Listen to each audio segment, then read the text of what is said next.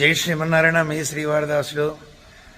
మనకు తెలిసి తెలియని దోషాలు పోయి మనం అనుకున్న కోరికలు తీరాలి అని అంటే కనుక శ్రీ వెంకటేశ్వర స్వామి వారి యొక్క ఒక చిన్న వ్రతం ఒకటి ఉంది.